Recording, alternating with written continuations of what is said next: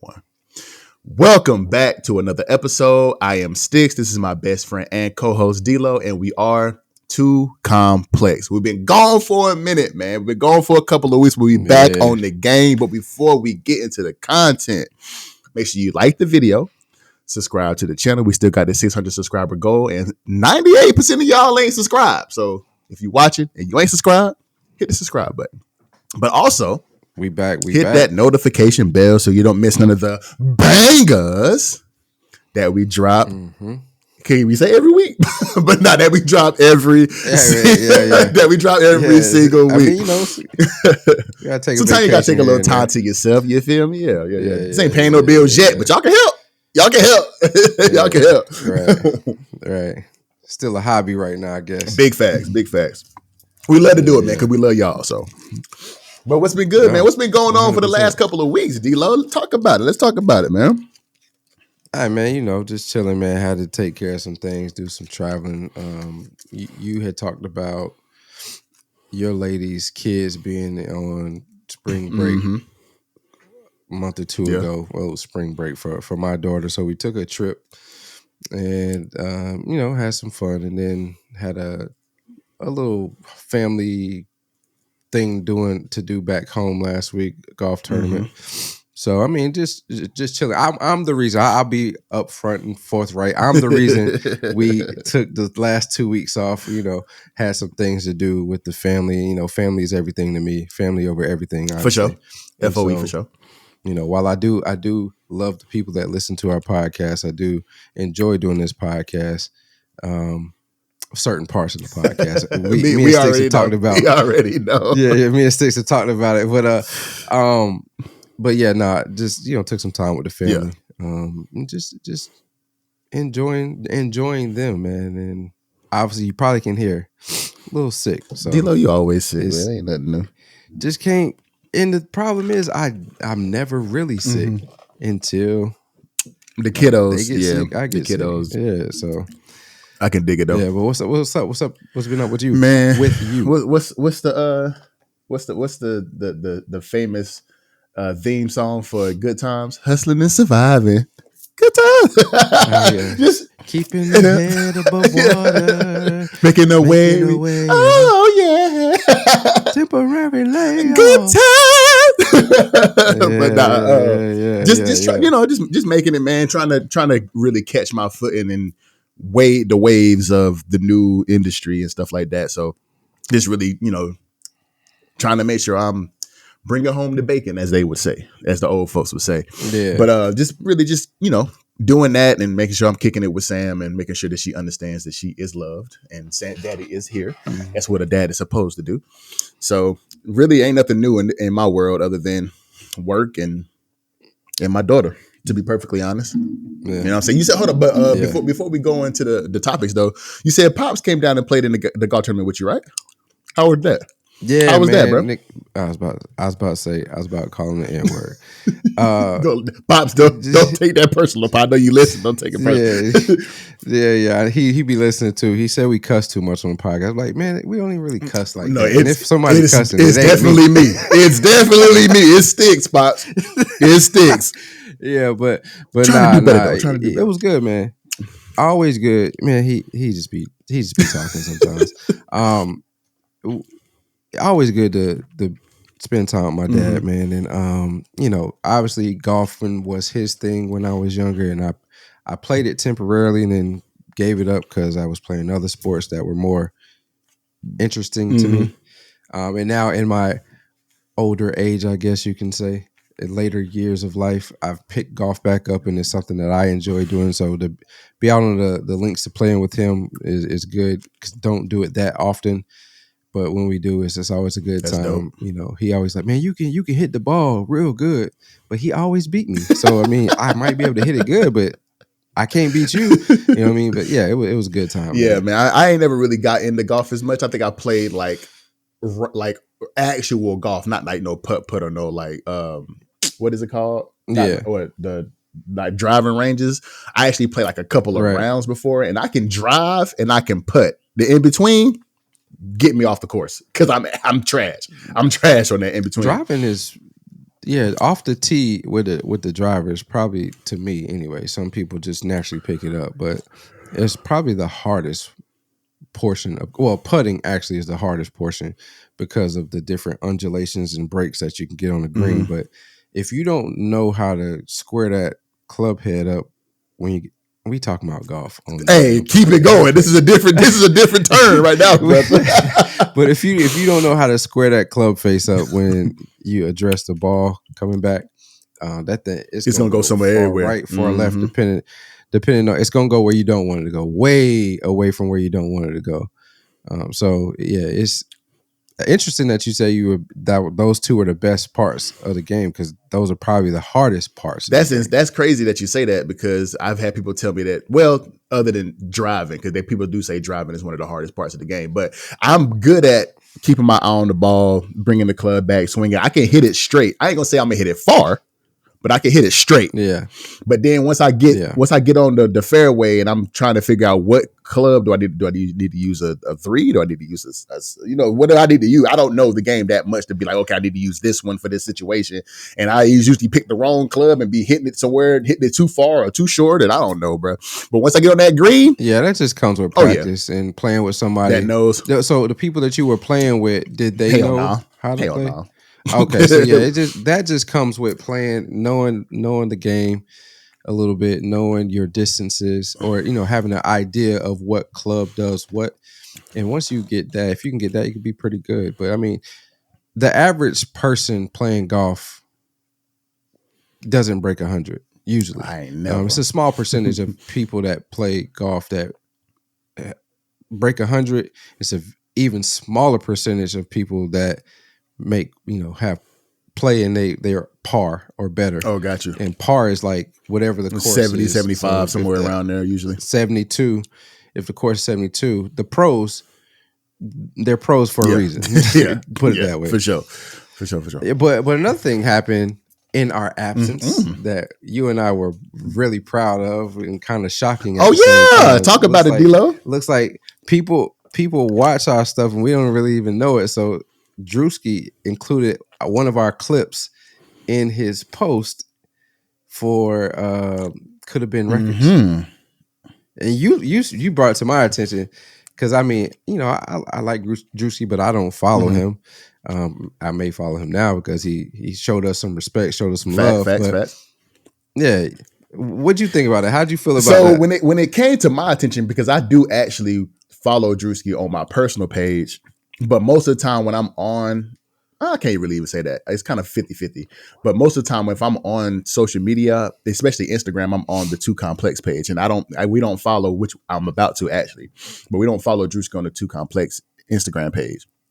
So whenever I saw it, it was because one of my cousins back home was like, hey, did you see this? And I was like, see what? He was like, yeah, Drewski put y'all in his post. I was like, for real? So I went back and looked at it. That's whenever I sent it to you. I was like, yo, that's kind of fire because he used a part, and not just saying because it's me, but he used a part of that segment where we had kind of agreed with him to say Drewski kind of like he was, kind of playing around, but he realized that. No, you agree with I know. That's why I said we, nigga. I'm trying to. Okay. Can I do? Man, listen. Take credit for what you did. Bro. I was agreeing with Drewski that he thinks it's a parody, but Birdman is dead serious. So let me give you some credit too. You were part. This is too complex. This ain't sticks, nigga. But yeah, but nah, because you still think it's a parody. You still think it's all for show. Yeah, got you. Yeah. Well, but so he used that in his post. It's like a video that had a bunch of different clips from different people saying that who's serious, who not, what they think about it. And I was like, yo, that's kind of dope that Drewski threw that in there, man. So Drewski, if you are actually watching, my brother, we would love to have or somebody in your camp watching. We would love to have you on the show, brother. We'd love to have you on the show. Yeah. We can talk because I want to talk about it. I ain't gonna lie, because I honestly think Birdman is serious, and I know you're parodying it because you're a comedian, so I know it's a parody. At least I do, and D-Lo thinks it's a parody too. But D-Lo thinks the whole thing is a stunt.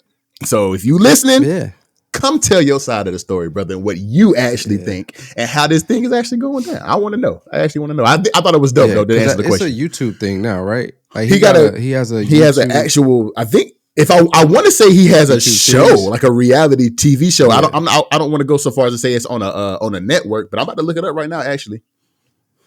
Yeah, I think it's a YouTube series. I could be wrong about that, but I think it's a YouTube series. It is.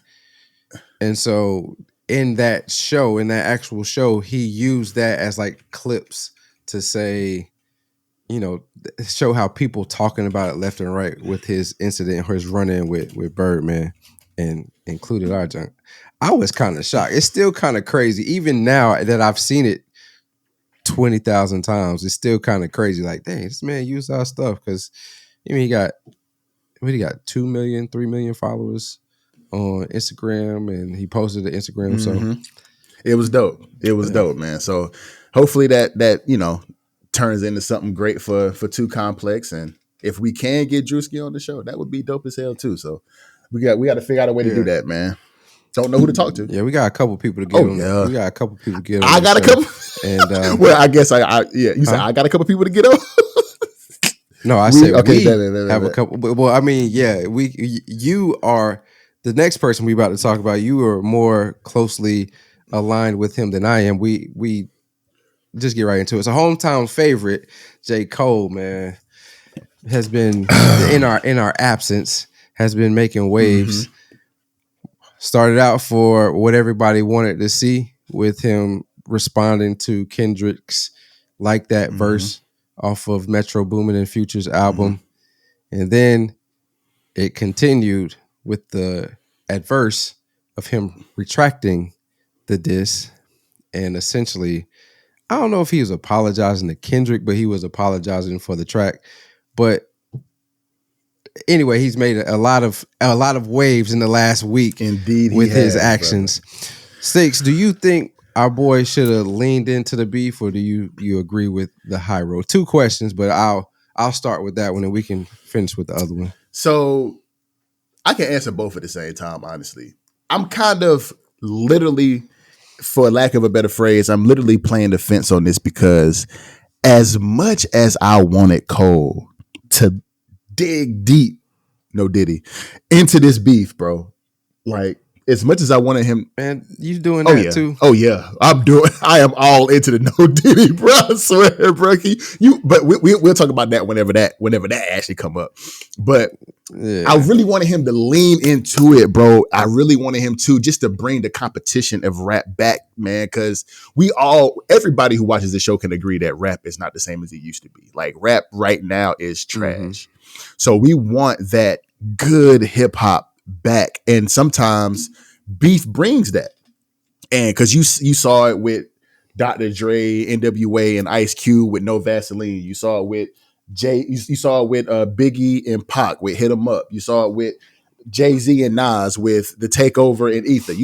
Whenever that happens, that means there's a heightened sense of entertainment in hip hop most of the time. Yeah. So whenever you have that, you get good entertainment. But I'm also saying that me knowing us knowing and me knowing who J. Cole is, J. Cole has never really been the type to actually lean into beef. If you look back at a lot of his albums, or even, him doing features and being on songs with, he's just who J. Cole is, somebody who is not really into the adversity. And not necessarily the adversity, but the drama, of what beef can bring. He's never been that person. He's always been to himself. He's never really wanted to lean into any rap beef. But so whenever this came up, I was like, oh, because we talked about it whenever it first happened. And we was like, yo, Jay, you got to say something. You got to say something. Like, we want you to cut. Yeah, he was on the clock. And when he actually dropped something, I was like, fuck yeah, that nigga Jay going crazy. I said a couple of tracks, one of them that you didn't agree with, but a couple of tracks, especially 7 Minute Drill, whenever he literally talked about his discography and his albums. But then you look in the Pie and you hear him talking about what I think he was talking about Kendrick in the song Pie on that same album. I'm like, yeah, Jay, you did your thing. But I could understand, as who I know J. Cole is, I could understand why he was like, yo, that shit lame, bro. Like, this is, yes, it's a competition, but we all in the same family. We all in the same game. This is a fraternity of rappers, and I don't have no beef with K-Dot. And if we being completely honest, I don't think K-Dot has beef with Jay either. My stance was whenever he dropped the verse on Like That, J. Cole caught strays from Drake, low key. So I can kind of understand why J. Cole would retract is it's a harsh word to use. And I can understand why he did what he did when he was at Dreamville this past weekend. But what you think? Well, he definitely retracted because he took he literally retracted, like he took the track off. So I mean, right? Yeah. He just that's. But like I said, a lot of people don't know Cole. Like I grew up around J. Cole. Like we played AAU ball together. Like he's always been the soft spoken motherfucker until he was rapping and he started going crazy type. You know what I'm saying? So I understand why J. Cole did it because that's just who J. Cole is. J. Cole ain't trying to beef with nobody. He is the peacemaker. He is that type of guy. But I did want him to just jab it. You know what I'm saying? Like just go hard. Yeah. And that would have just brought hip hop back. And that's what I want for real. But that's just not who Cole is. Cole is going to be in his own lane, doing his own thing. But what you think, D-Lo? You think he should have leaned more into it? I don't like it at all. You remember Russ Parr in the morning? And the dude, I forgot this dude's name, but he used to come in and ask him a couple questions. He'd be like, I don't like it at all, Russ. I do remember that. I don't like it, bro. I mean, listen, it's complicated. I don't like the fact that he apologized for dissing Kendrick. And the reason I don't like it is because, like you said, we all know it's the spirit of competition. In the Control verse that Kendrick released, he was like, I'm trying to murder you, make sure none of your fans ever heard you. You know, I know this is just rap. I'm usually friends with those that I'm rhyming with, but this is competition and y'all know what time it is. All right. So that was however long ago it was. And probably about a decade ago at this point, I think, if I'm not mistaken. But yeah. Right. And then he comes back with the Like That verse directly going at Drake and Cole. And you took the time to throw your jab to make the 7-minute drill to address the situation and speak your piece. And you have been rapping for the last 2-3 years as if you ready for all the smoke. And then this comes out. Like I said, you took the time to do it. Whether you really wanted to or not, you engaged in conflict. And then you pull it back. It's like, I don't like that, right? But I understand to some degree why he did what he did. And it did bring the excitement to back to hip hop, right? But it's just, I don't know. I'm truly conflicted with it. I'm conflicted with it more so because of the response that he's gotten from these internet thugs and internet rappers. It's like everybody saying, like I told you before we started, I just got mad all over again this morning. Yeah. Looking at the beef because people are trying to now say because he didn't engage or he backed down from this beef, this dissing, like he's no longer considered top 3 of this rap generation or even top 5. And that's, to me, is ridiculous. Like, okay, yeah, this is going to stain his legacy. He can't be the GOAT, I guess, if he's not engaging in this type of warfare, so to speak, when we talk about diss tracks and getting back and forth, the competition of hip hop. But it's undeniable, in my opinion, that he's top 3, undeniably, if not top 2 of this generation when it comes to lyrics, right? And just because he disengaged himself, so we think, from this beef, from this battle, doesn't mean like he can't be still top in the game when it comes to lyrics. And everybody's talking about, it's hard to trust anything he says about whatever now. Y'all, 95% of the rappers in the game talk about stuff they don't actually do. That's a fact. That's a whole fact. Still listen to what it. So that's why I'm like, man, like it's conflicting.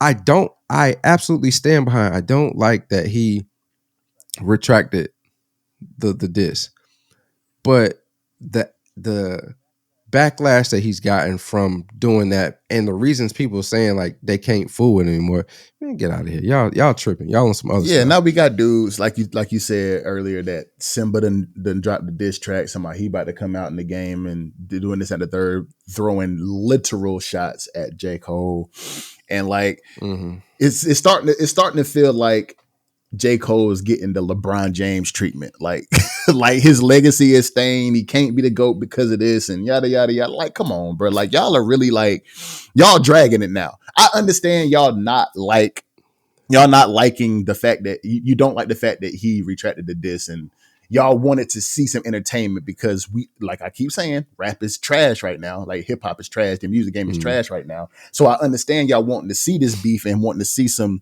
entertainment, but to go so far as to say that he can't be top 5 and he can't be the GOAT and this, because the GOAT debate is going to go away. GOAT debate in rap is just like the GOAT debate in basketball. It's going to be a never ending. Anything. True. That's true. So it's never ending. It's never ending and it's subjective and people can move the goalposts and bring different things in as to why somebody can't be the GOAT. We can debate that K-Dot ain't the GOAT. So whatever, who cares about the GOAT debate? I don't care about that. But to go so far as to say he ain't top 5 or top 3 and this generation is insane, bro. Insane. Crazy. It's crazy. So I don't understand the beef with that. I don't understand how you can actually come out and say that with a straight face and not kick yourself for saying it. But another thing that they got on that they saying that they don't like about J. Cole is that after he redacted the statement, he goes and gets on the track with Metro Boomin and Future.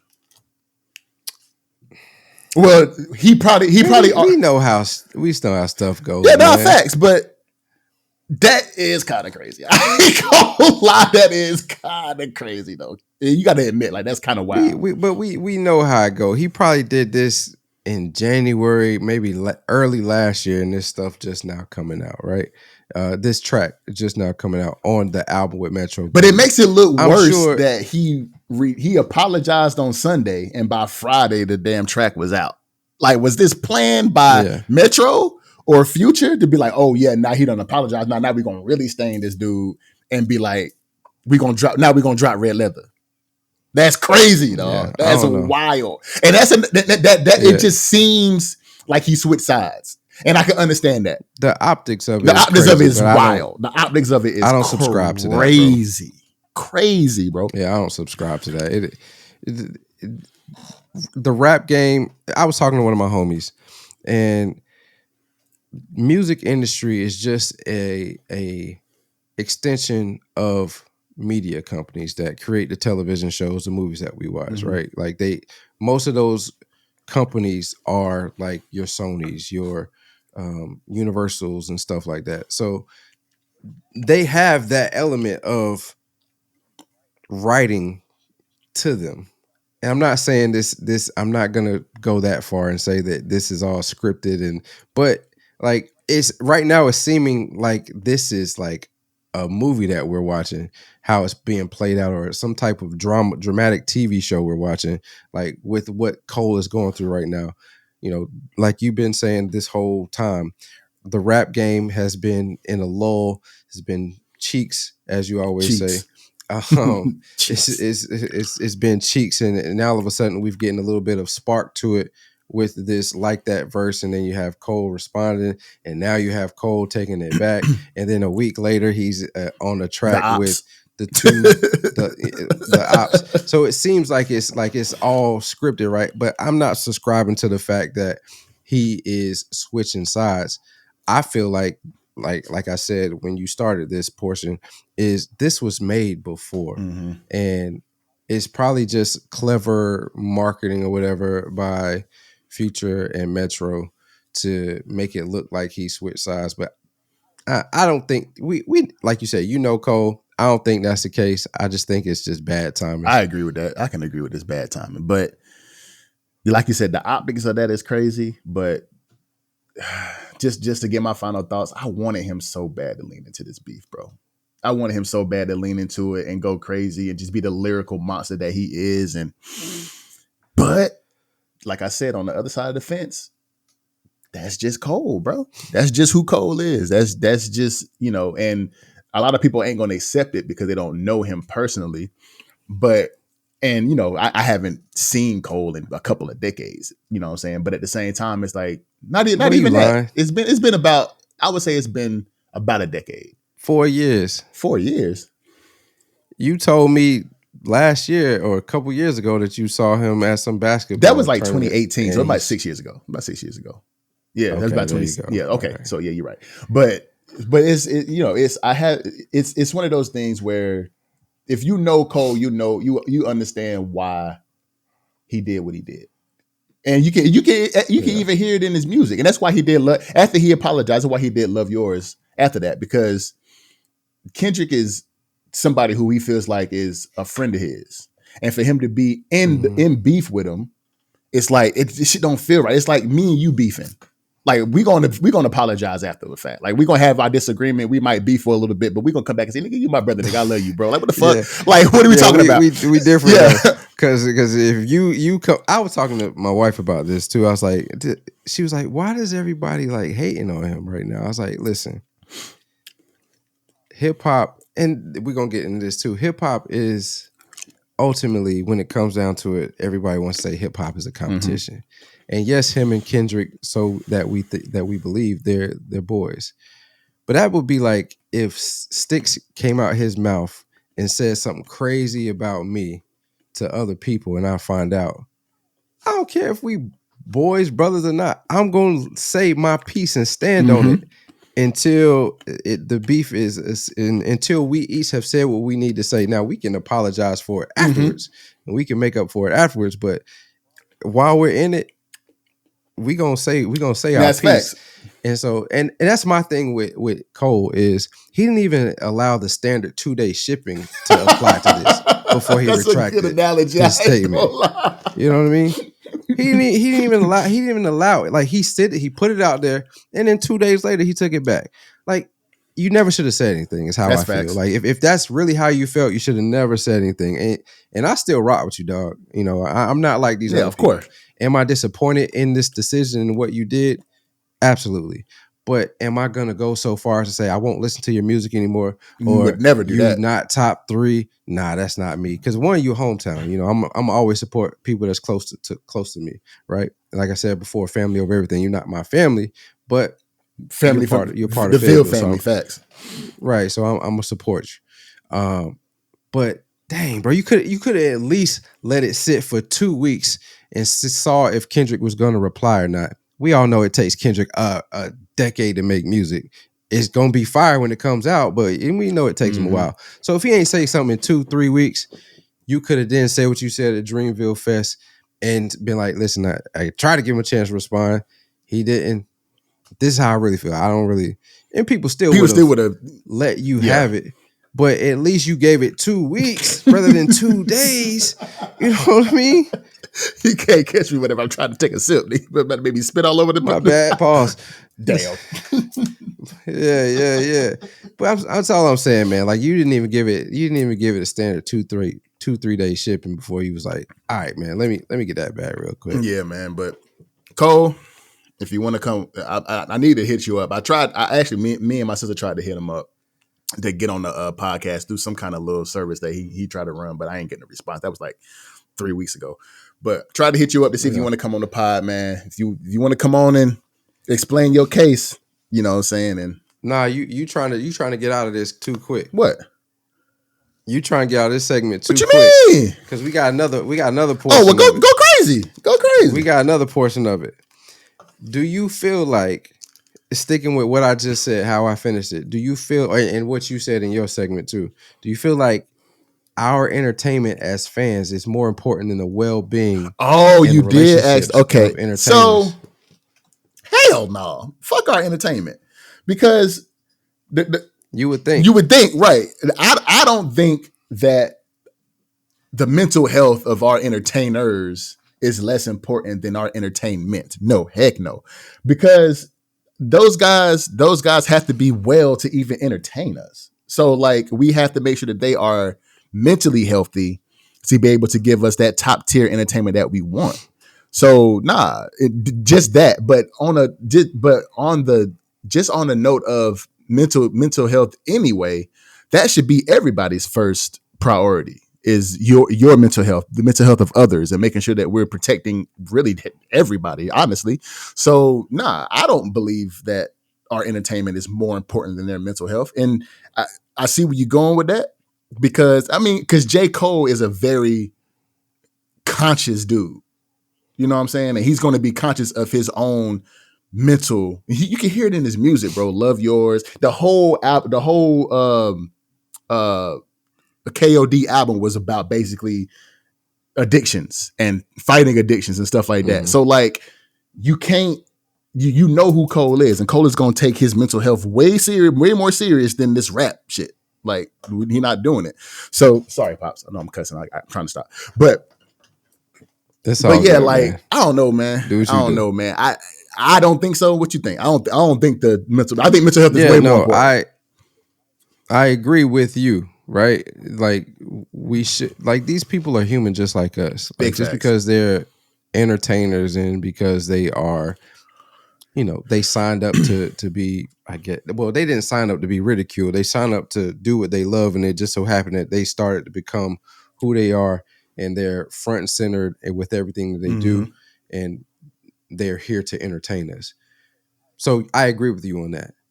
But how things have been shaken out with literally every entertainer that we can think of, when they have a gas or a lapse of judgment, or they just don't perform well, you would think like our entertainment is more important than their well-being, their relationships, their mental health, because this situation is exactly that, right? So he said he has love for his brother, and he didn't feel any type of way about Kendrick putting out what he put out. Everybody's saying he's soft now. Everybody's saying like he's scared of Kendrick. Everybody's saying this and that. And even with the Kendrick part, Kendrick in his last album, Mr. Morale and the Big Steppers, was gone from the game for, I think, what did he say? I've been gone for 100 and I forgot it. It was a long time, like 2, 3 years, 5 years, it was something a minute. Like that. And everybody was getting on him, right? Like, again, Cole even said it. Like, it takes you all this time to make music because you be going through this and that. We don't care about that. Just make music. Joe Budden always talking about, and we're going to talk about Joe Budden in a second, always talking about these rappers want to do this and do that, but it take them so long to make music, this and that. Well, we don't know what they're going through. And so Cole retracting his statement, as I mentioned earlier, now because he retracted his diss, now he's scared of Kendrick. He's soft. He doesn't need to be a top 3. Like, come on, man. Like, we going too far. Like, these people go through stuff just like we go through stuff. They make mistakes just like we make mistakes. And I think he is scared to rap against Kendrick? No. Do I think he respects his relationship with Kendrick more than he does more than he cares to engage in his rap beef?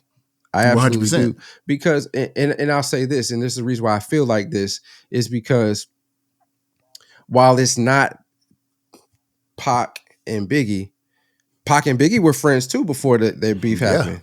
And then what happened? Like, the media jumped into it, made it bigger than what it was, and it became East Coast versus West Coast. Pac's camp got involved. Biggie's camp got involved, so they say they didn't, but we know that same thing with Jay and Nas, same thing with Ice Cube, NWA. Exactly. They were friends before, but go ahead. I'm sorry.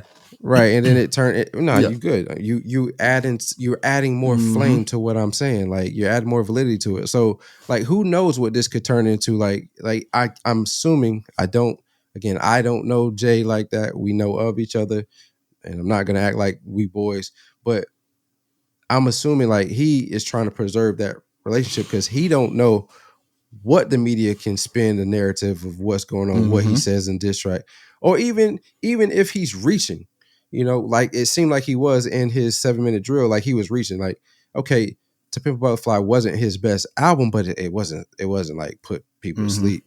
Like, I went back and listened to it. I was like, I don't know if I agree with that. Missing anyway, around the big step was put me to sleep, but that's just neither here nor there. Well, I thought I liked a couple songs off that, but It is what it is. Again, everything's always subjective. So I just feel like he's like, all right, listen, man, I ain't trying to. I knew I was reaching when I put that out there, and now people are actually gassing what I'm saying against Kendrick. Let me take this back, and because I don't feel no type of way, really. This is my boy, but I was trying to, in the spirit of competition, and now it's going too far. And who knows if he comes back with something, I come back with something, what this could turn out to be. Now I lost a relationship. When you really care about somebody, you don't want to, you don't want to lose that relationship. Like there's certain things you can deal with and to prolong the relationship, and then there's certain things that get to a point where it's like, all right, we can't be boys no more. And I think that's what he was saying is like, let me preserve this a little bit. Because the mental health and the relationships are way more important than our entertainment value. Like in business, they tell you networking is one of the most important things to be able to succeed in your career and in your avenue as far as who you are as a career person. So me personally as a salesman, I wouldn't want to lose a network either because of something that somebody said about me. I'm going to address it, but I'm not going to carry the beef whenever I know both of us can benefit from this relationship that we have, this network that we have.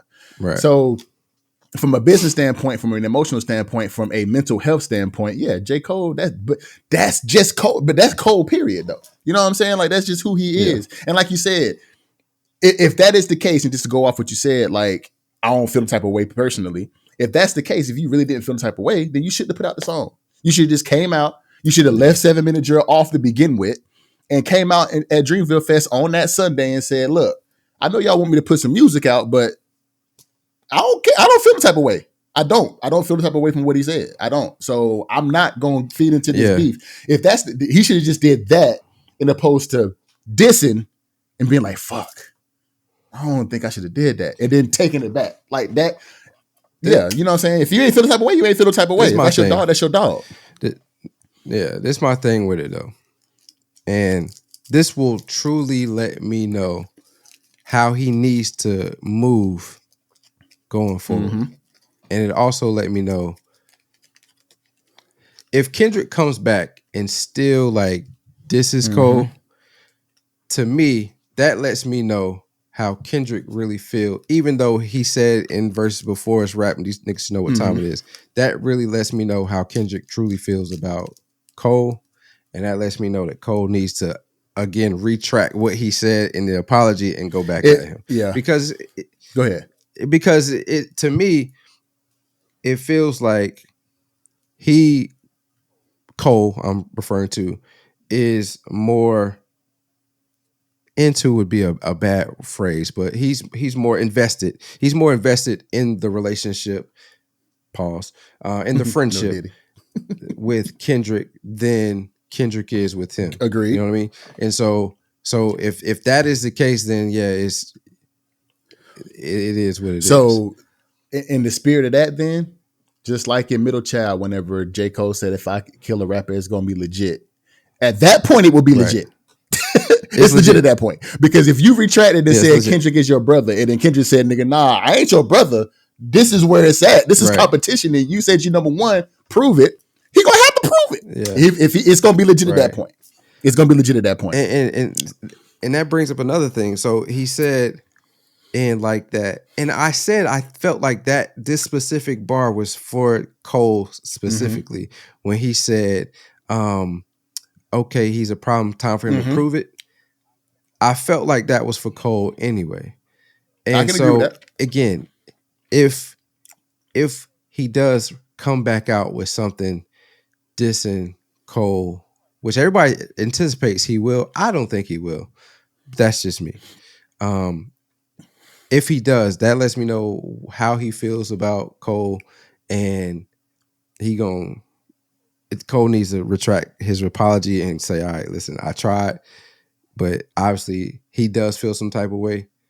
Let's get it. Yeah, that's fact. So we'll see what happens down the road, man. But what y'all think? In the comments, let us know how y'all really feel about this whole situation, and do you like Cole less now that he has apologized, and I think I know what the everybody gonna be on his neck, bro. Everybody gonna be at his neck, but I just know what y'all think. He need a show called "Everybody Hates Cole." You remember everybody hates Chris. Hates Cole. yeah, he needs that. He definitely needs that. But this thing is way another segment. I'm moving to another segment, still talking about Cole, but just in a different fashion. This whole thing is going out of control because now Joe Buden has gone so far to say on his podcast when he talked about this is that he was like, Jermaine is from Fayetteville. What does that mean? He from one of the toughest cities in the nation. What do you mean? If this is typical. What's typical? Yes, he said this is typical. This is what you would expect from somebody. He said he didn't say Fayetteville specifically, but he said this is what you should expect. He's from Fayetteville. He has a white mom. Like, bro, that just proves that Joe Buden has never been to Fayetteville. That just proves that Joe Buden. He grew up in North Carolina. He went to high school. He actually went to high school in Laurinburg, actually in Scotland County, at a preparatory school. That's North Carolina. That doesn't mean he's been to Fayetteville. Yeah. He's ignorant to what Fayetteville actually is. So for him to say that is ridiculous. Now, crazy. Did J. Cole grow up different from how I grew up, actually being on the Merc and seeing some stuff? Yes. Yeah. But the Ville is still the Ville. We have had friends that all over. We have had friends that have been, rest in peace. We have had friends that have been killed in our city. We have had friends that have killed in our city. He said, grew up with killers. I didn't know they was killers. We was together, man, playing Mega Man on exactly. Sunday. Like, bro, all this stuff is real. All of it is real. J. Cole has seen some stuff. So for him to say that he's from the Ville, what do you expect? Like the Ville is a bunch of soft niggas? You don't come from a city that is known in the rap game as the phrase getting murked came from Fayetteville. Vietnam. What are you talking about? So okay, we're Joe Buden, you an idiot for that. Military base, but still, Joe Buden, you an idiot for that because that just shows that you don't know what Fayetteville. I'm getting hyped. I'm not gonna lie, that shit kind of pisses me. Yeah, and that's why I said I got mad all over again. And like this is like what are you talking about? This is crazy. Like people discrediting his career now because of this. Okay, yes, it's sustained. He may not be able to be the GOAT, but to remove him from the top of the game, y'all silly. And then when I saw Joe Buden say what he said about Fayetteville, and again, I don't subscribe to. I used to, but now in the older age. It's like we really be getting hype about our city, about having a hard upbringing. Okay, but for you to say stuff like that, knowing what we grew up with, whether we grew up in a rough area of Fayetteville or a better area of Fayetteville, it still was. You could barely go outside and maneuver how you wanted to maneuver without having some type of conflict. I slapped that gray beard off his bald head face. Talking about some stuff about Fayetteville. Talking about what do you expect? Like it's so. Boy, shut up, Joe Buden. Shut up.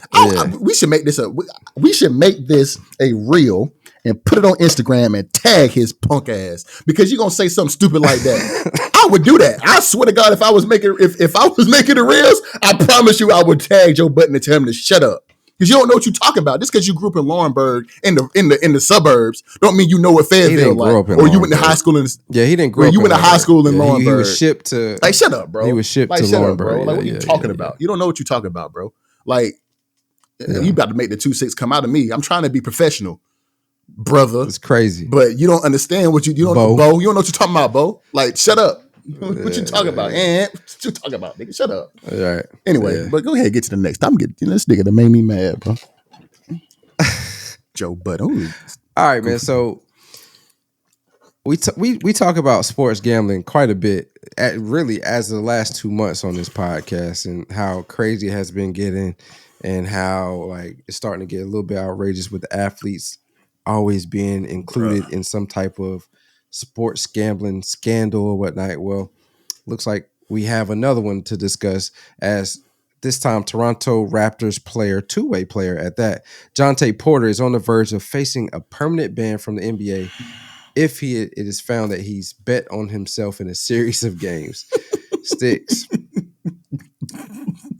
Again, 2 questions here. Do you think sports gambling is getting out of hand? I'm going to bring the other question into it right now. So it's really 3 questions. First, do you think sports gambling is getting out of hand? 2, if found guilty, do you think a permanent ban from the NBA is warranted for Jontay Porter? Man, sports betting has been out of hand, bro. It's been out of hand. We've seen it from all the sports betting incidents from the NFL with people getting suspended for 6 games, 10 games, full seasons. The Calvin Ridley situation. Like, we've seen it all. We've seen it. It's been getting out of hand. We've had conversations on this podcast in extensive conversations a couple of times, a few different segments about sports betting on this podcast about they have too much influence. There's too many relationships in the NBA, NFL, cross leagues like that we can talk about to where it's volatile to the integrity of the game. D'Lo talks about it all the time. It hurts the integrity of the game. So it's been out of hand. We know it's getting out of hand when you betting on yourself, bruh. Like, we know it's going crazy, but we talked about this in the last time we talked about sports betting, where it's literally like an addiction. Like you form an addiction to gambling, and which is why I know I've said on this podcast a couple of times where I want the daily sports betting to come to Washington and be legalized, as far as like apps like DraftKings, BetMGM, Underdog betting, Underdog Sports, stuff like that. I want it to come because I do enjoy doing the daily fantasy, like the over-unders and stuff like that. I do enjoy doing that. I don't have an addictive personality, so I don't think I would get addicted to it.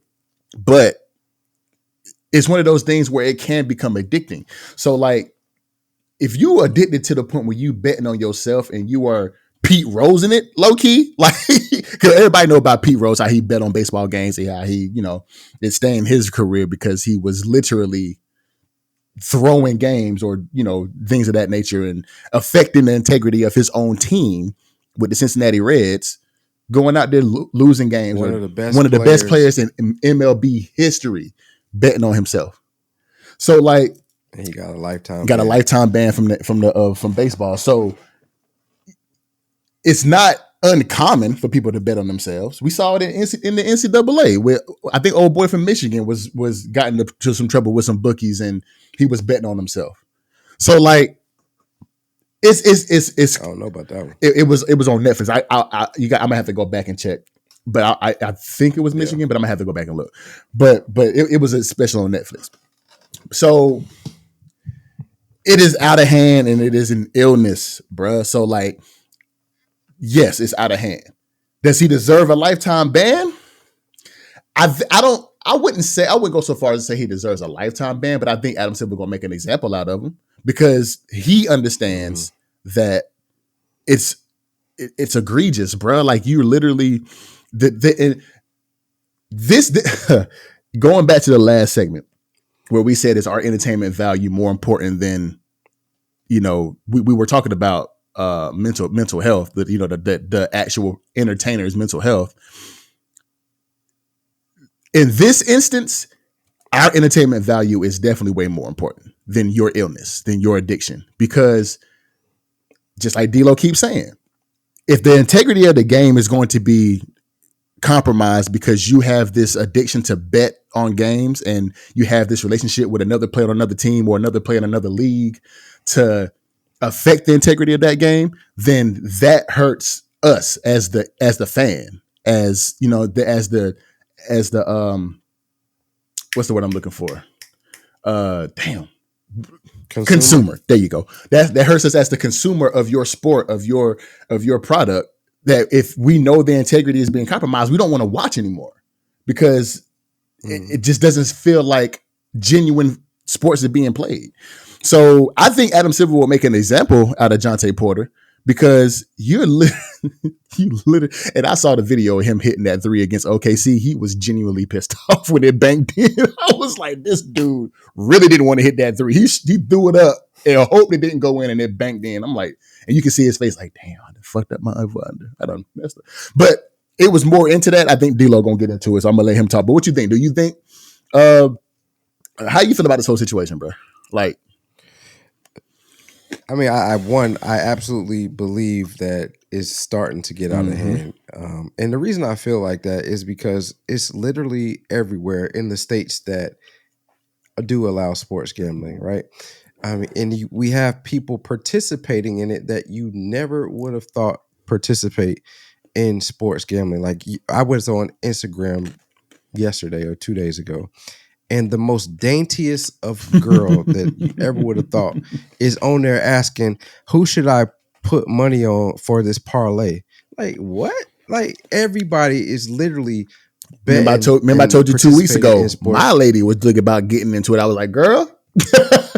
Right. Like, it's crazy. It's everywhere. It's wild right now. And I understand we have a gambling issue in America. Indeed. As it is with the lottery, with the casinos and stuff. Las Vegas is fun fact, not fun fact, but I listened to this podcast called Business Wars. Do you know how Las Vegas was actually started up? Which kind of leads into what I'm going to say. But get into it. So Las Vegas actually was started up, they say, by mafia members who were looking for ways to launder money and make their money legit. And so they spawned up Las Vegas. Government in Nevada became invested in it because it was bringing tourism and more money to Las Vegas. So they started to build it up. After a while, it became like the Wild West, people dying from it, stuff like that. And so that's when it transitioned over to a more corporatized Las Vegas and casinos and all that stuff and money that's in that particular city to be what it is now. Same thing could be said here, right? Like, I'm not saying like the mafia is starting this sports gambling. Sports gambling has been around for a while. Now, back in the day, when it wasn't legal to sports gambling, you did have these bookies who, and I could be wrong about this, were tied to the mafia, and I could be wrong about that. But we do know, like, it was black market, 100%. It was illegal. People would like lose limbs, or if they were owed money, somebody was owed money, like physical harm was done to them, so on and so forth. Now we're in this corporatized version of sports gambling where it's more money involved in it. And so because it's more money involved in it, if the athlete is also participating in this, we can't trust the outcome of the game, because in this instance with Jontay Porter, it's been said that irregularities were put on him for those 2 nights that are called in question in January 26th and March 20th, where everybody that put a lot of money on him were going for the under. And the reason that it's irregularity and it's strange because he's a two-way player. And I didn't know this, but two-way players, they're basically like the last man on the bench. He was on the two-way contract. So right. And so it's no guarantee that they're going to play. Right? Like the roster has to be basically decimated before he actually gets significant minutes.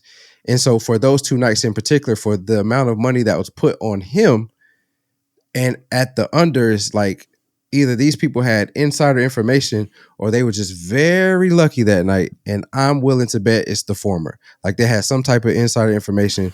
Oh, he's going to play tonight. Oh, he's going to do this to make sure that the unders is taken. Let me put the money on him. And so that's where the integrity is like, and that's why I stand on what I stand. Like they should not be able to be involved in it whatsoever. And just to bring a little bit more context to what D'Lo was talking about, it says DraftKings reported that Porter's player props lines were attracting an unusually high activity, that bets on the backup center were the biggest money maker on January 26th. In particular, Raptors games on that date and March 20th drew some extra scrutiny. Porter played minimal minutes in both games and was removed in each game because of an injury or an illness, and failed to come close to the odds makers' props betting lines for points, rebounds, and threes. So he But he got, like you said, insider information is the only reason. To me, this is my personal opinion. For there to be such a irregular number of bets going in for Jontay Porter, there had to be some kind of insider information for them to know that, oh, he gonna play, he gonna do this, and of course everything is all. But until he come out and say it, everything is all speculation. But bruh, he literally shot the ball, just threw it up to the rim against OKC, and was visually pissed off when it went in because he knew he messed up the odds makers. He messed up the over under. So it's like, I don't know, bro. It is definitely a problem, and Adam Silver is going to make an example of Jontay Porter because he's going to get a lifetime ban. I feel like he's definitely going to get a lifetime ban. I feel like. Because Adam Silver is the type he is the type, he's done it in the past, where he's going to make examples out of you. He's going to give you a chance. But something like this, you betting on the integrity of the game, you got to go, bro. I don't think he'll get a lifetime. You don't think so? Okay. But nah, I think he'll get a significant amount. It may be the Calvin Ridley type or the NFL players that we've seen, that type of year ban, maybe even 2 years. If it now because it's two games now, does that imply other things? Absolutely. But I feel like if it's found that he has bet on, or he's involved in more than just what's out right now, those 2 games that's been in question, then yeah, he may get a lengthier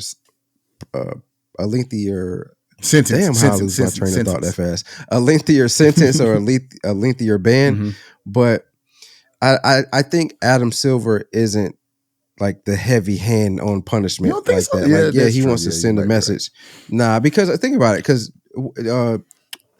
Ja Morant got 25 games. Yeah, and he was a multiple offender. Well, he 2-time offender. He could have been gone for. Yeah, he could have been gone half the year, or even a year. We talk about Draymond Green all the time and how he has a multiple offender, and he got what he was suspended indefinitely, but he only ended up doing how many games? Like I forget, like 12. It wasn't that long. Maybe 12, 2 weeks worth of games, like or 3 weeks worth of games, 12 games. So I mean, like, I definitely feel like the message needs to be sent.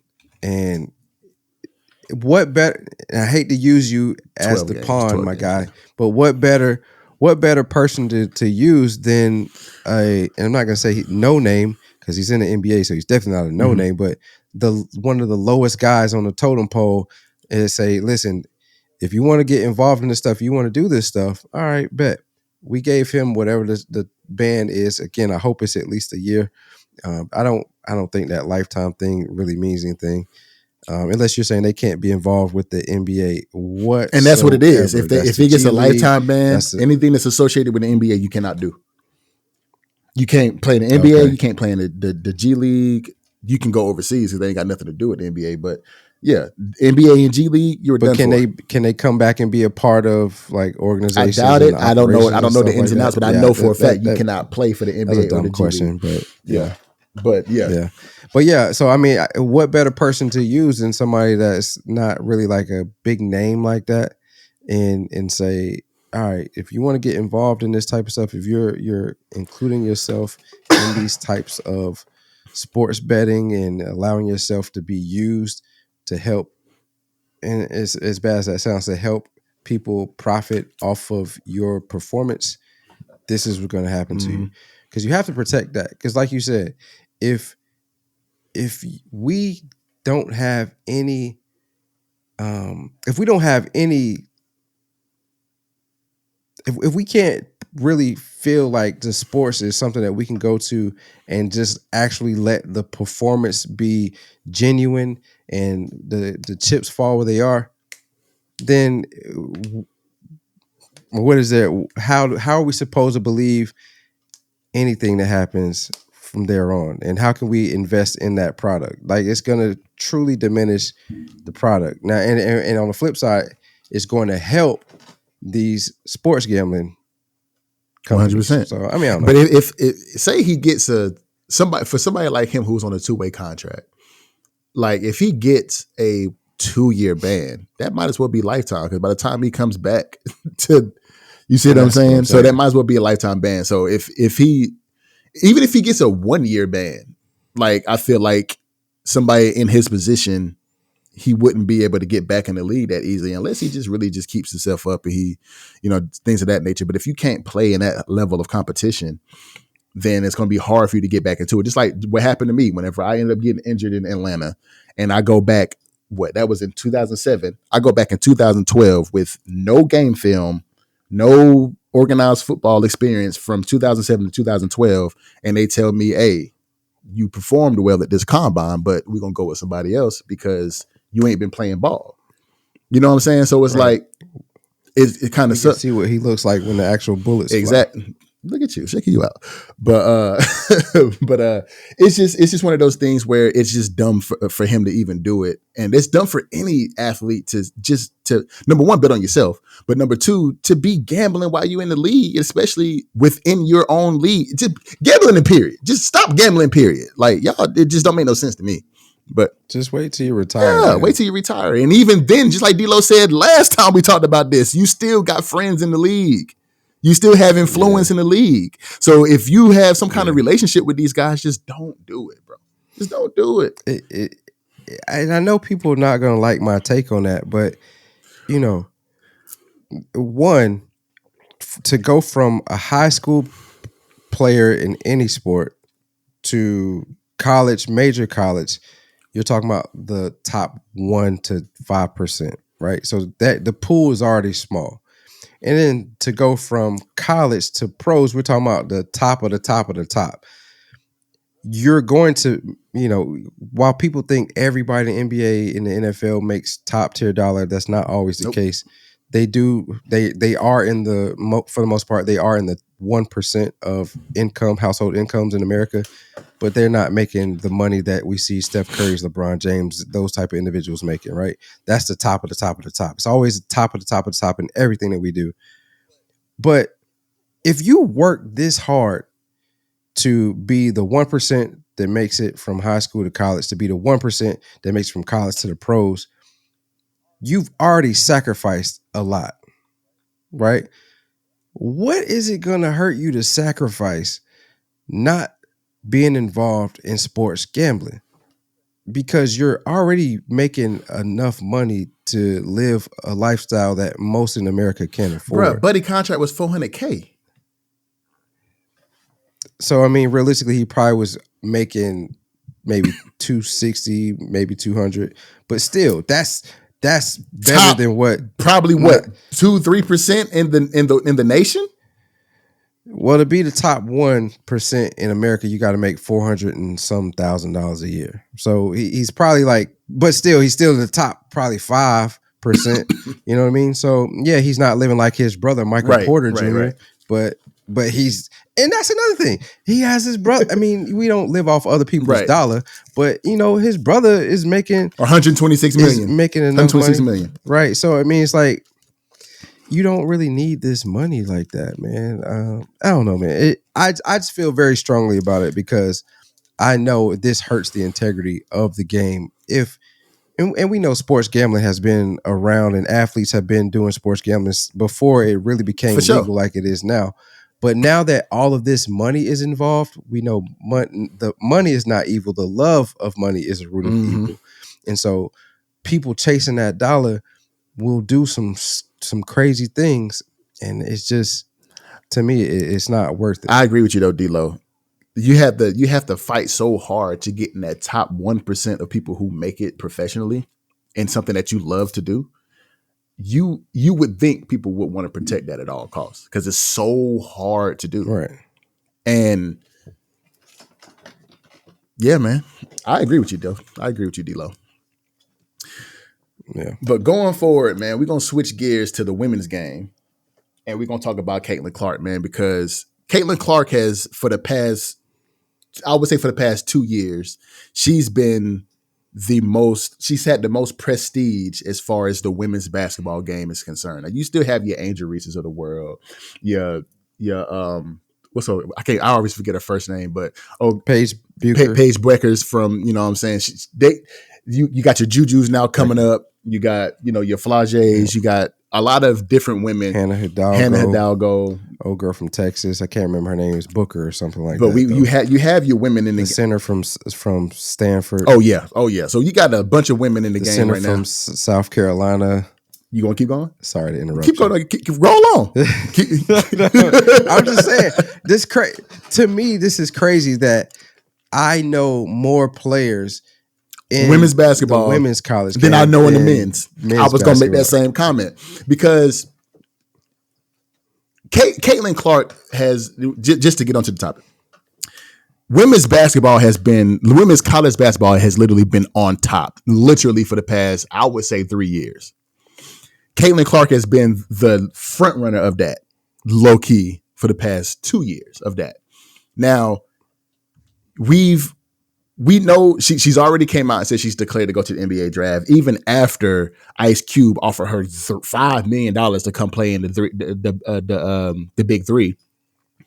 But she wants to keep on her path to go to WNBA and play the game that she loves. Me personally, I want to say this. She will benefit more by going to the WNBA than playing in the Big Three. Let's just keep it at that. Now.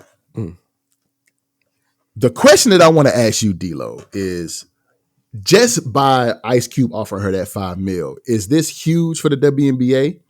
And would she be? We're not going to get into that. Is this huge for WNBA by her offering that $5 million because of the entertainment value that she brings to the game? And also, I've been noticing here recently that a lot of vets in the WNBA game have seemed to be hating on Caitlin Clark too. Why all the hate for Caitlin and the younger players that are coming into the WNBA? So, first question was, is it good for the WNBA? That Ice Cube offered her this money because of her entertainment value. I don't think that portion of it is good for the WNBA. Okay. Or necessarily a direct correlation for why it's good for the WNBA.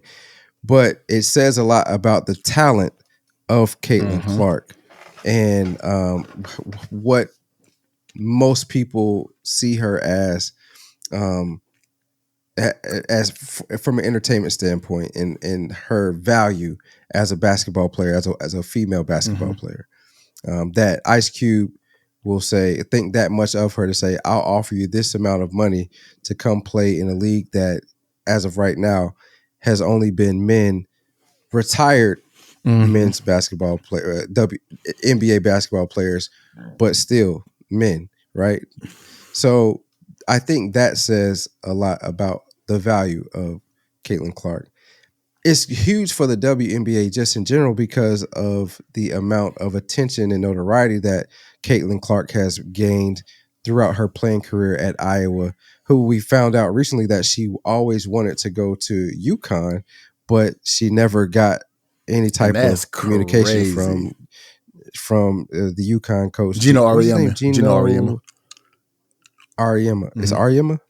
Okay. Yeah, Gino Auriemma, right? And to come to find out, like, she beats him to go to a championship, and she ultimately loses to South Carolina, but still, like, this last year, every time she stepped on the court, she was breaking records, right? Whether it be 3-point record, scoring record. Yep. Yeah, 3-point record, scoring record, whatever. So I say all that to say is, I don't think Ice Cube offering her $5 million is a direct correlation of why it's huge for the WNBA. I just think the generational talent that is Caitlin Clark is huge for the WNBA, and everybody else that's coming into the league with her in this class is going to be huge for the WNBA. As far as the hate, we know when you're on top, people going to hate. Like, you know what I mean? When you're doing things of some type of notoriety, when you're doing things that are garnering you the type of respect that she's been getting across the board, men, women, black, white, whatever the case may be, when all eyes are on you, people are going to hate. If you ain't got haters, you ain't popping is the famous phrase, right? And so that's all it is. Like, the individuals that are hating were great players when they were playing or as they are playing, but now it seems like Caitlyn is taken away from that and they don't like it. But in all honesty, they should be happy because as she comes into the league, the ones that are retired, they're not going to really benefit from it. But the ones that are currently there, as she comes into the league, hopefully that ups the value of the WNBA, which only ups the value of their contracts. So, a ripple effect, they benefit from her. And again, this class, because the class that she's a part of is an amazing class. Agreed.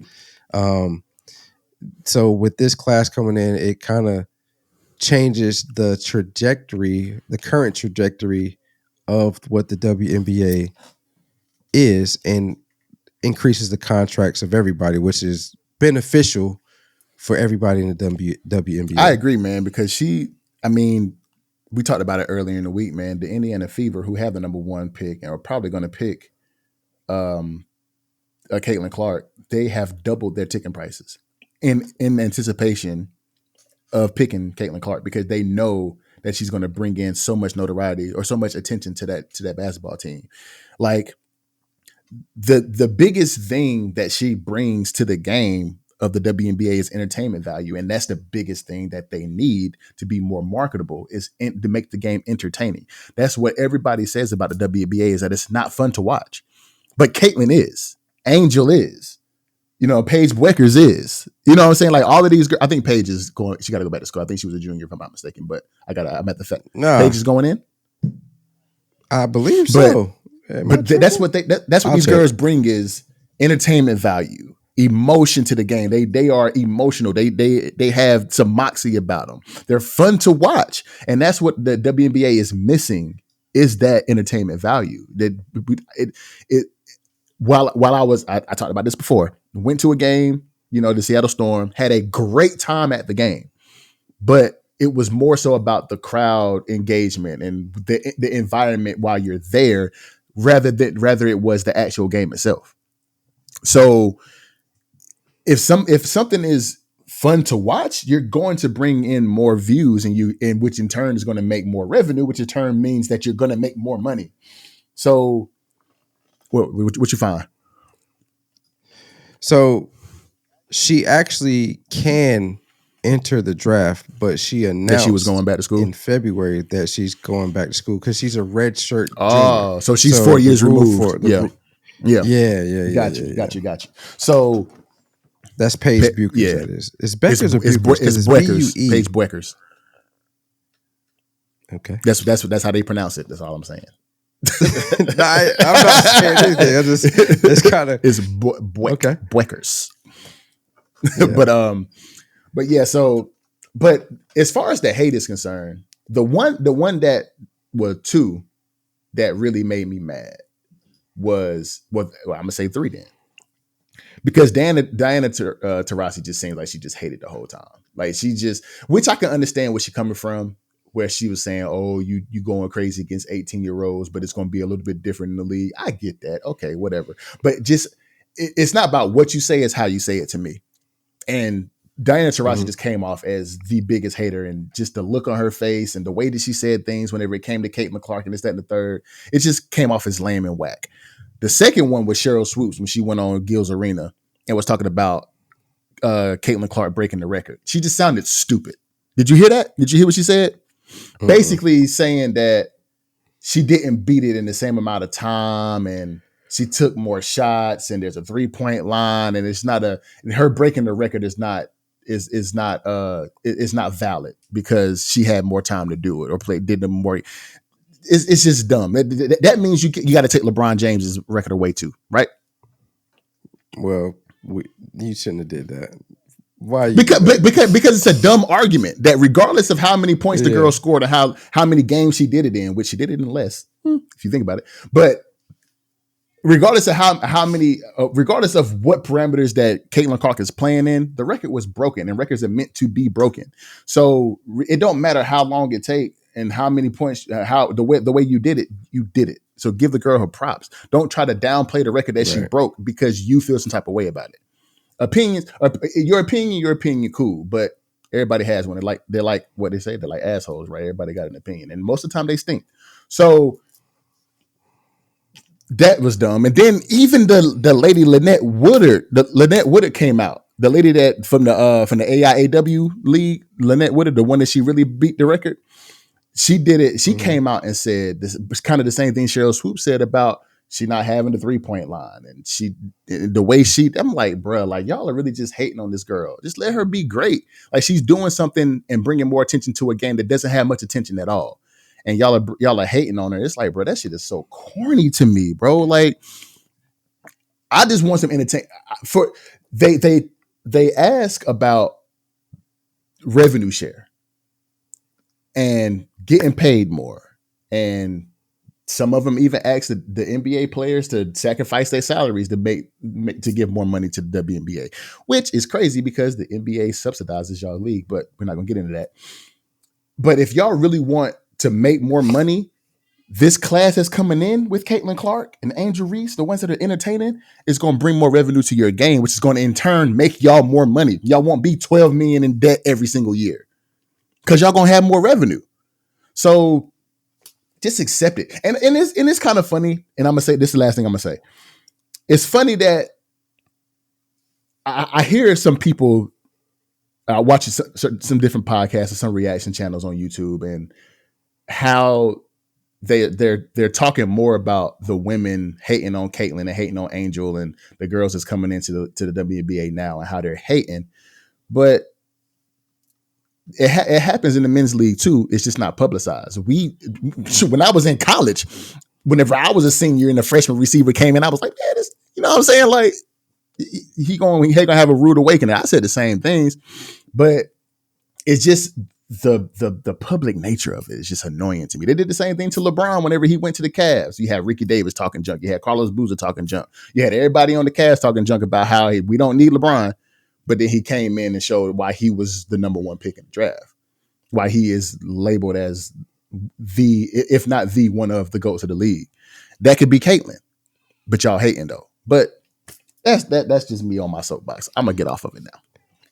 No, all good. Heavy is the head that wears the crown, though. So we know that, you know, she has a lot of expectations placed upon her right now. Will she live up to them? It remains to be seen. We all think she will do fairly well in the WNBA. You know, there are some analysts, there are some coaches that say she has a couple things that she needs to work on, like her pull-up mid-range shot. But we know she has range out the wazoo. You know, she can hang with the Sabrina Ionescu's, the Steph Currys of the world when it comes to range. She can dribble. She can pass. She can pass, all that. So yeah, I'm glad you. I think her game translates. Say thank you about the dribbling. Appreciate it. Yeah. So you know, her game translates very well, I believe, to the WNBA. Mm-hmm. Is it going to be different? Absolutely. Kelsey Plum, who was a beast in college, she doesn't have. She's up there with the scoring records, I believe. She's number 2 now. She's number 2. Kelsey Plum, she broke Kelsey Plum's record. So it says in a 17. I have it on my screen actually. In a 17-day span from February 5th to March 3rd, Caitlin Clark broke Kelsey Plum's record to become the all-time women's NCAA Division I leading scorer. Also passed AIAW legend Lynette Woodard for the major college scoring record. So Kelsey Plum is now number 2. Kelsey Plum had the record before Caitlin broke it. Okay. There you go. So Kelsey Plum talked about, I forgot what podcast she was on, but she said how she was doing all this in college, scoring 30 points a game, so on and so forth. And then when she got to the WNBA, while to the outside world, she was doing very well.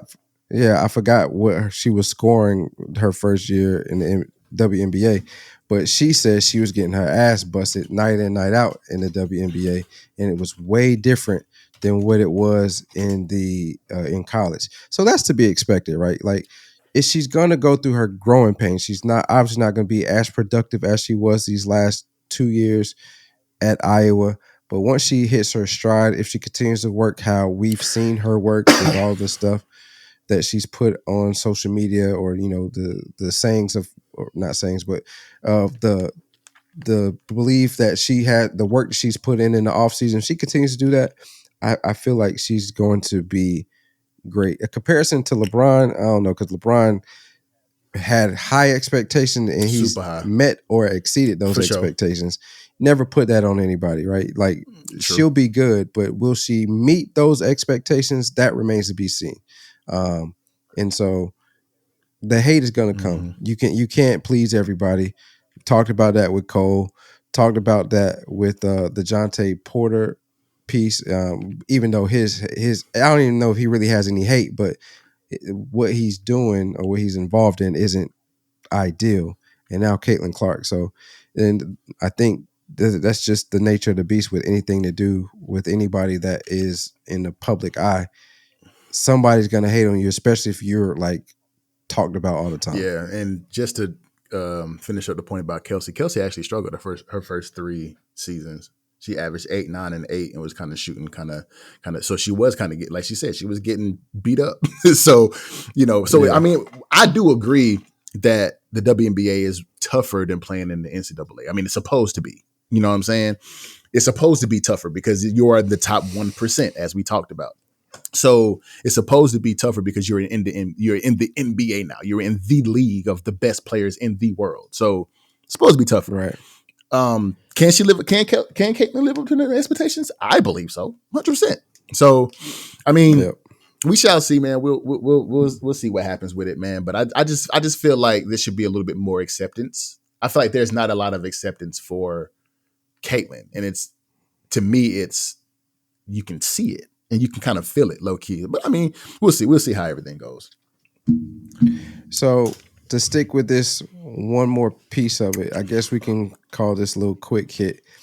I just read right before we were starting that the WNBA is reportedly open to separating from the NBA to earn its own media rights.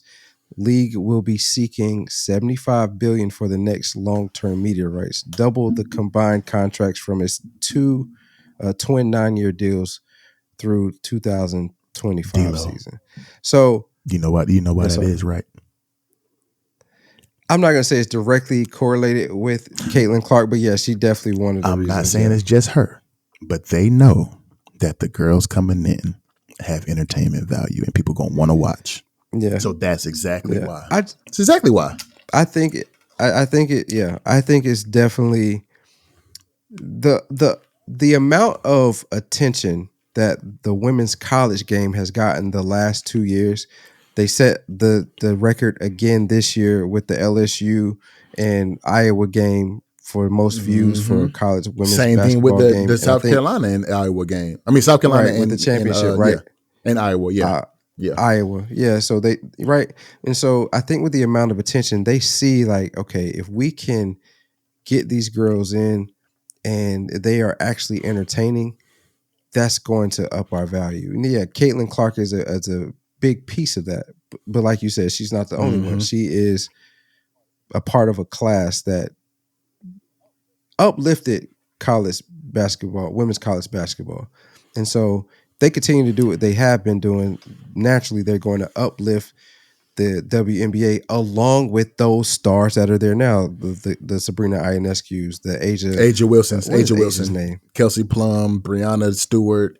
Her name is Asia. It's Wilson. Yeah, Asia Wilson. Yeah. Yes, Asia Wilson, yes. Kelsey Plum, Brianna Stewart. Right. Those players. Yeah. Heck yeah. All of them. So yeah. I mean, we'll I don't know if they get it. I don't know if they get 75 billion. I don't think they need to do that though, D-Lo. Why not? I think it's a good goal to stand on 100%. I think it's a good idea. I think they need to show revenue first before they separate. Well, if they get this TV deal, that would be them showing revenue, because if you get 75 billion, which they won't, and it's double what you got, with your last 2 media rights contracts.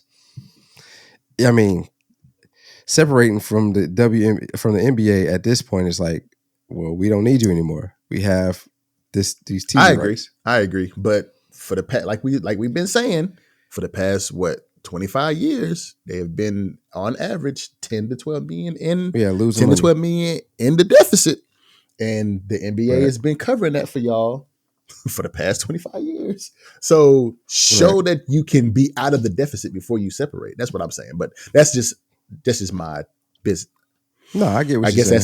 But if all I'm saying is if they get those rights, bye-bye. Yeah, but you just haven't shown that you can stand on your own yet. But if you, like D-Lo said, if you can get those, then NBA, you don't need the NBA no more. But then you have you have the pressure of moving forward and still being profitable. Can you do that? Because you ain't did it in over 2 decades. So what's good with you? Right. So, but staying with the college game and moving to the other side, Bronny James said that I was about to say something real ditty. Bronny James, I had to stop myself real quick. But Bronny James said that he is going to enter the transfer portal, but also enter his name into the NBA draft. Do you think that Bronny is ready for the draft? But the biggest question is, which one do you think he should do, D-Lo? I think he should go back to school. Okay. I think he should keep his name in the transfer portal, go to a school, and to fine-tune his skills a bit more. He's in a great situation now and I think we'll see more players do this going forward. He's in a good situation now where the NIL era allows players to do this, where they can put their name in the draft, but also enter the transfer portal. Now, does it hurt one or the other? I think it does. I think they both suffer because people don't know what your decision is going to be or what the opportunities are. So I think it hurts the college, the transfer portal decision more than it hurts the professional. Because if the professional league thinks of you that much that you will get drafted, they're going to do it no matter what. The transfer portal hurts because they don't know if you're going to get drafted or not. And now Bronny is also in a unique situation because he's the son of LeBron James. And it has been said multiple times, wherever Bronny goes for his rookie year, Bron's going to try to go to that area, that team, and then retire. So if we were looking at a normal player not named Bronny James with his stats for this season, unless he was 7'3" and a monster defensively, Bronny's not getting drafted. He's going into the league as a free agent. But Bronny is 6'3", 6'4", average 4 or 5 points a game, couple assists, couple rebounds. That doesn't say NBA ready to me.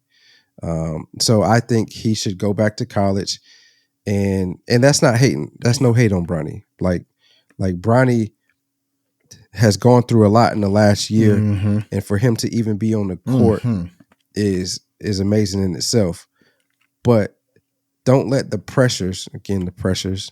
J. Cole talked about being pressured to release a diss to Kendrick, but don't let the pressures of the outside and the media and everybody else make you make a decision or your dad even make you make a decision to do something that you're not really ready for. I said it before the season even started. I didn't think he was a one and done player. And that's just me watching him play basketball in high school before he had the heart issue. And still, he came back. He contributed to USC, but I still don't think he's NBA ready.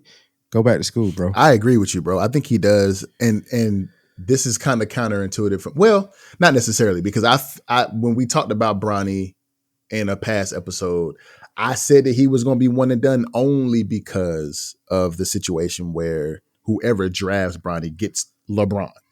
You know what I'm saying? But I didn't think that he was a NBA ready player at the time. I just felt like, yeah, he could be one and done because of the LeBron effect.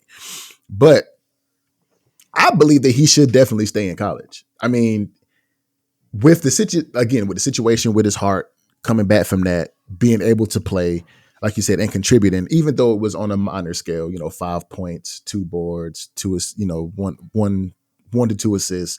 It was on a minor scale. I feel like he just has so much more to prove. But if you listen to different podcasts, like I'm gonna say one of them is your boy Jeff Teague. Jeff Teague says that he's ready right now. He's not a college player. He's a NBA player. That's what Jeff Teague says. Jeff Teague says that his game is ready for the NBA. And I'm thinking to myself, I mean, I can kind of see why he says that, because he is a pretty good defender. He is a pretty good spot up shooter. He can put the ball on the floor and get to the basket in spots. He's basic. I think what Jeff Teague is saying is that he's a NBA ready role player. Basically, he's not a star. He's a Cam Reddish in a sense. If you take Bronny James' name off and put whoever else in the NCAA with Bronny's stats, he's not going to the league. Nobody's going to say that person is ready. 100% agree. And listen, I don't argue the GOAT debate, when people that actually play basketball talk about who they believe the GOAT is and why they think, I don't argue with them. They have experiences that I don't have. They understand the game in a different fashion I have. But so for Jeff Teague to say he thinks that Bronny is ready, Jeff Teague played in the league for quite some time. He went to my alma mater. I can't argue that. If that's how he feels, that's how he feels. He obviously sees something that I don't see. I'm saying based off of what I know, the actual stats and facts of Bronny, his numbers don't say he's an NBA ready player. I agree with you. I think he does definitely have more to prove. And but it's funny that it's so hard to say because he's going to go to the league. Because I'm looking at. I don't think he. No. I'm not talking about right now. But he's going to go regardless. Is what I'm saying. Because I'm sitting here looking at LeBron James's contract, and he has a player option for next year, and he's an unrestricted free agent for 2025. So it lines up perfectly for Bronny to go to the league, LeBron not accept his player option with the Lakers and go where Bronny James is going. So it lines up perfectly for Bronny to get that bag. But should he? No. Because if he does go back to school, say he does, he said one of his teams was Duke. So if he does go to Duke, probably should. LeBron could just take his player option and sign for a year in 2025 with whatever team Bronny James comes out at. Because I feel like he will have a redemption season if he goes back to college, and he'll put up better numbers and he'll show that he's ready for the league. But to go right now, nah. This, off topic a little bit, but not necessarily. But LeBron James's contract is 36% of the salary cap in the NBA. What? It says percentage of league cap space, 36.47%. That must be that they must be saying that shit is crazy. Specifically for the Lakers. 51 million. Ain't no way his contract, because he doesn't even make the most in the league. His guaranteed number is $51.4 million. So what is Steph's contract? Because Steph makes more than him. I don't know. I'm about to find out. Hold on. I could be wrong. They must be talking about for the Lakers. They have to be. Oh, let me see. I'm about to go to the same thing. I'm about to look at Steph Curry. Steph Curry contract. Sorry about clicking fans. No, that's all good. I was on Spot Track. There we go. His current percentage of league cap 38.2. 51.9. So they're talking about for that team. It's got to be for that team. It's got to be for that team. Because Anthony Davis makes like $40 million or 40 million. True. So it's got to be for the team. So it's just the way it's saying it right now is just says percentage of league cap, not Golden State cap. Right. So, but yeah. Yeah, but But anyway, back to the topic. Actually forgot it. Hose money on the shit. Oh yeah, I'm reminded. Yeah. Yeah, man. We still rock with you, Cole. Yeah, he need to go back to college. I don't think he's ready. People are saying that he is. People are saying that his game translates as a role player. But if you are, it's crazy. I don't like saying that because of who he is. But if you are LeBron James' son, you don't want to be a role player, bro. You want to be that nigga. So go be that nigga. Go back to college. Get your game up. And be that dude. I get the sentiment, but we got to live in reality too. Yeah, that's true. And just because his dad is one of the greatest to ever play the game, it does not mean that he's going to be that that's guy. True. That's true. And like, will he pedigree? Will he get to the league, or to even be in conversations to be in the league is just from his pedigree. Sure. It's because he has that athletic prowess that's passed down from his dad. You know, we've seen multiple kids following their father's footsteps or even their mother's footsteps when it comes to the athletic background and making it professionally. So I'm with you. Yeah, you don't want to be. Nobody wants to say that they're going to the league to be a role player. You always want to have some type of some comparison to a top tier player coming into the league. But reality is, again, you go from 1%, making that 1% from high school to college, and then again that 1% to the NBA, and then when you get or professional, then when you get to the professionals, there's always that 1% or 1%. It's extremely rare to have two greatest of all time or even high caliber players come from the same family, the same line. lineage. You know what I mean? True. So yeah, Bronny, go back to school, brother. Go back to school, my dog. Yeah. Just off the sheer fact that you averaged 4 points this year. You really didn't dominate. I mean, yeah, you started the season off on a minutes restriction. Cool, but when it was taken off of, you didn't really dominate college like that. I was about to look at it. I thought they averaged 5, but 5, 4, tomato, same thing. Yeah, okay. 5 points. Whatever. 5 points. It ain't that serious. Yeah, give them as much as we can. Still 5 points. You didn't even go double figures. You know what I mean? So yeah. He need to go back to school though. Yeah. But that's you gotta I don't. What you got going on? All good. I ain't got nothing, man. We about to wrap this thing up. Like the first time. Anyway. At first it was like, but it came right back. It just clicked. It ain't been the first time in a long time, brother. So I did. You feel me? Yeah. If you know, you know. Yeah. But anyway. Yeah, if you know, you know. Anyway, we want to thank you all for tuning in to Too Complex. Remember that life is oftentimes complex. Oh, it's been a minute. It's been so long. Oh man! Every time we do this, man, I'm like, damn, we don't need to take any time off. All good. I mean, we gotta live life, man. You gotta live life. We gotta live our life, man. Until this pays the bills. That's a fact. But anyway, yeah, let's rewind that. Go do your thing. Hit it. All right, so we want to thank you for tuning in to Too Complex. Remember that life is short and oftentimes complex, but when it becomes too complex, don't forget to lean on those that you love to help you find simplicity and balance in life. Stay prayed up in this crazy world. A few requests thrown above can send you or return you peace and sanity. Thanks for loving us and supporting this podcast. It means the world to us. We're sending our love right back to you. Don't forget to subscribe on whatever podcast platform that you listen to, and also follow us on all of our social media platforms. That's YouTube, Threads, TikTok, and which is still going. It's still rocking. Live it's still right rocking. now. It's still rocking. It's still rocking. When, do you know when they're going to? Who knows, man? I mean, make a decision. It ain't gonna bother us much, but yeah. Yeah. Okay. Well, anyway, so follow us on YouTube, Threads, TikTok, and Instagram. Yep. And as always, if it ain't too complex, it ain't complex at all. Until next time, we will see you when we see you. Salute. Salute.